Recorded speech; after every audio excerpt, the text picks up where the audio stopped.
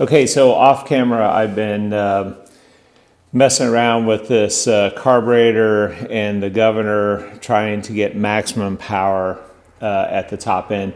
After I got the new tires on, wasn't really happy with how the carburetor was running the machine, and so as a consequence I kind of dug into it. So a couple things real quick. First off, I set this main needle valve here 1.5 turns out, and then this low idle valve, needle here, that's a 1/2 turn out on this particular carburetor.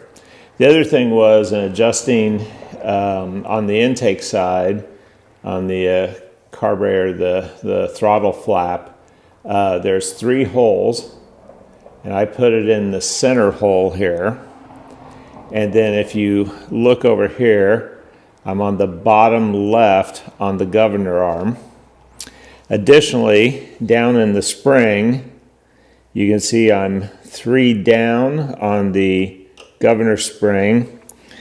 And then out of shot, but I'm on the very bottom over here on the throttle control side of it. So that's where I found optimization.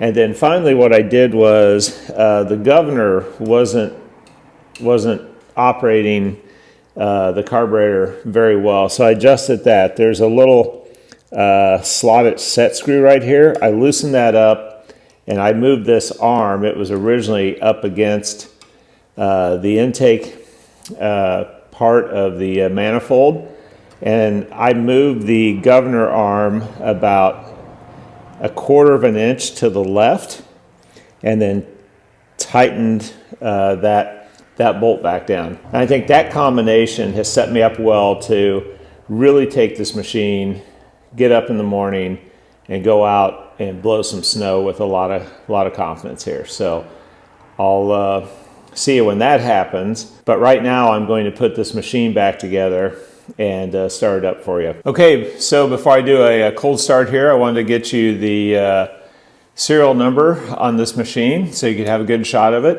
And maybe somebody can put in the comments what year this was manufactured for me. I haven't looked it up yet. So